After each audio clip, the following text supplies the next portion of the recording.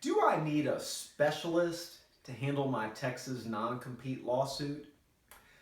I'm Zach Wolf. I'm a Texas trial lawyer. And the short answer to that question is no.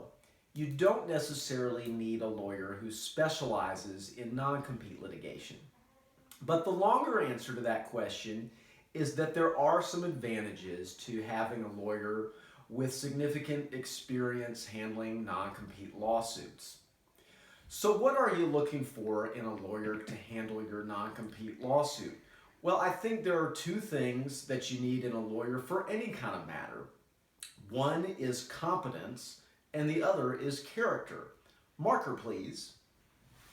Thank you. First, you need a lawyer with competence.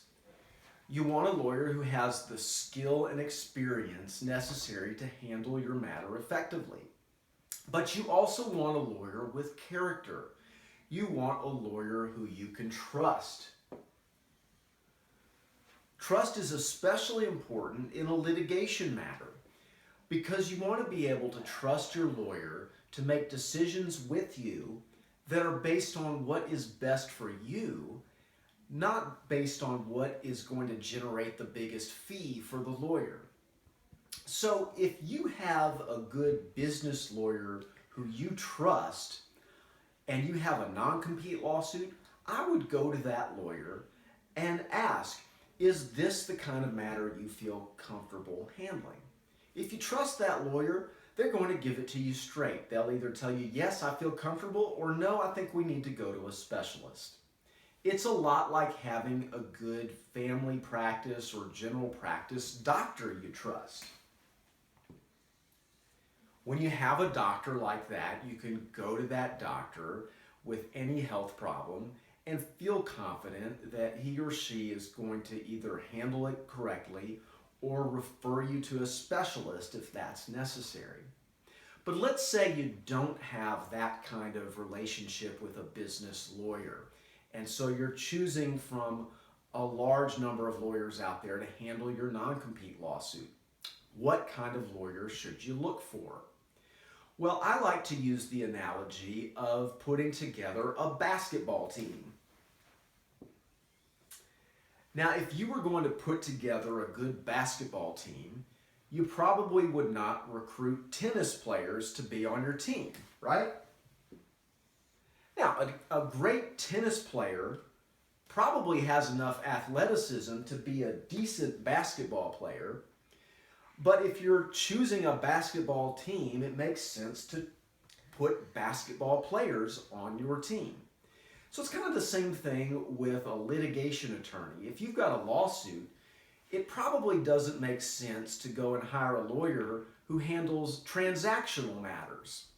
It makes more sense to get a lawyer with experience in litigation. Okay, that's pretty obvious, but what about experience specifically with non-compete litigation? Well, I would say that that is also analogous to putting together a basketball team, but it's like this. Any good business litigation lawyer would be like a good basketball player. But let's say you're looking for somebody to play the point guard position on your basketball team.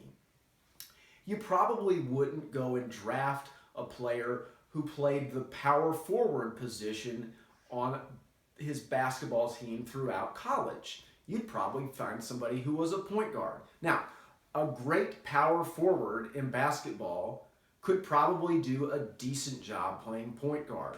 It's the same way with business litigation lawyers. A really good business litigator who doesn't have experience with non-compete litigation can probably do a decent job handling a non-compete lawsuit.